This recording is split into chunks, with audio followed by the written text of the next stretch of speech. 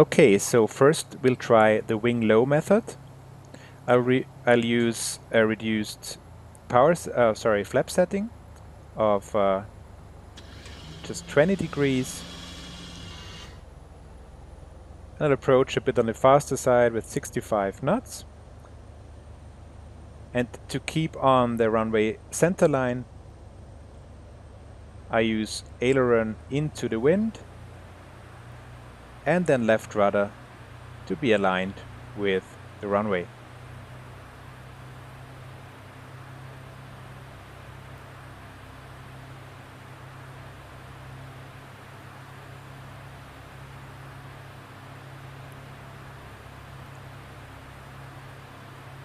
You just keep that into the flare, but then of course you'll have to readjust because you'll get slower then.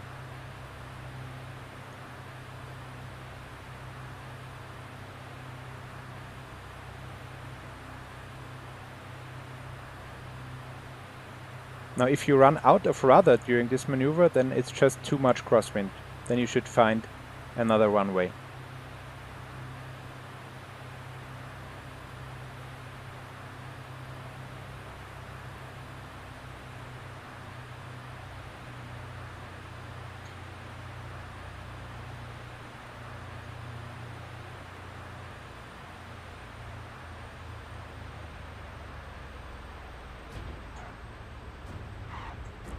Now remember to keep the aileron into the wind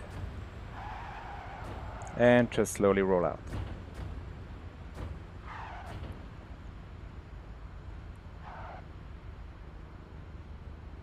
Okay, so far so good.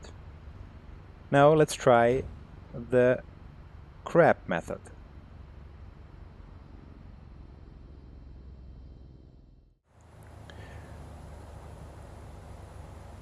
Alright, so I'll do this with a reduced flap setting of 20 degrees as well, and again 65 knots. This time I'll not have a wing low, but I'll simply establish a crab angle into the wind, so my nose will not be aligned with the runway during approach. So it all comes down to the perfect timing during flare, because during the flare you have to kick the left rudder just the right amount and at the right time to align the nose with the runway. What you can do, if you manage, is at the same time apply a bit of aileron into the wind so that you touch down with the upwind wheel first, just as you would do in a wing low method landing. Okay, we can now see we have a considerable crab angle and we have to eliminate that during the flare.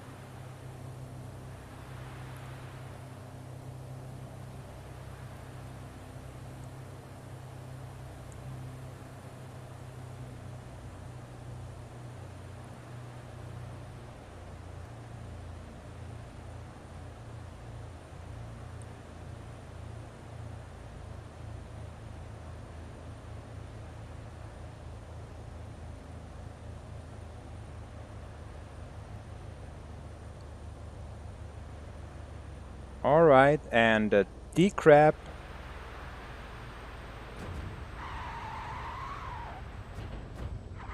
And right aileron into the wind.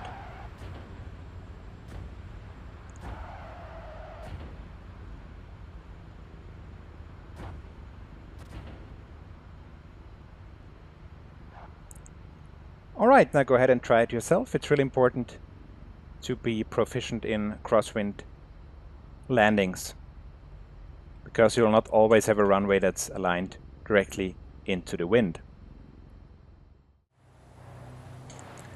Alright, now let's try a turbulence approach. So now we not only have a crosswind, but we also have strong wind gusts.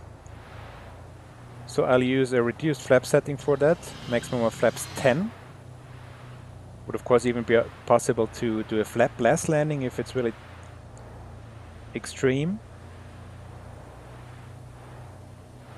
I'll also increase my approach speed to half the gusts, so I have gusts of roughly 10 knots now above the mean wind speed, so I'm adding 5 knots to my approach speed of 65 knots, which would make 70.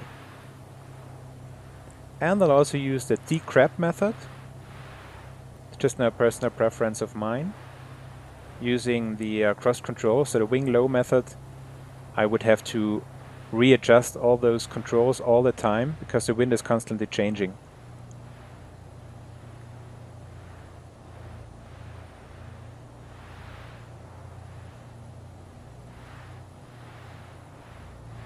We can see that we have quite a big crab angle again.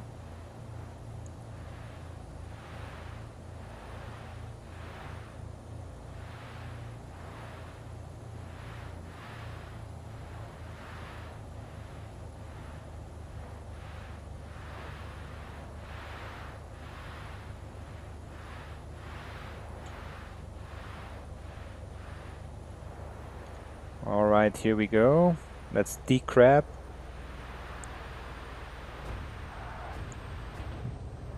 Keep the aileron into the wind.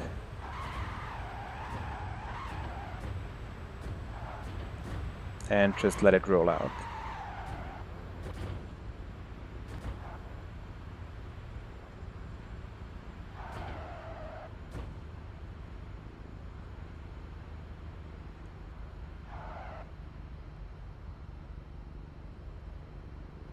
Alright, now this concludes the lesson about crosswind landings. Hope to see you in the next one.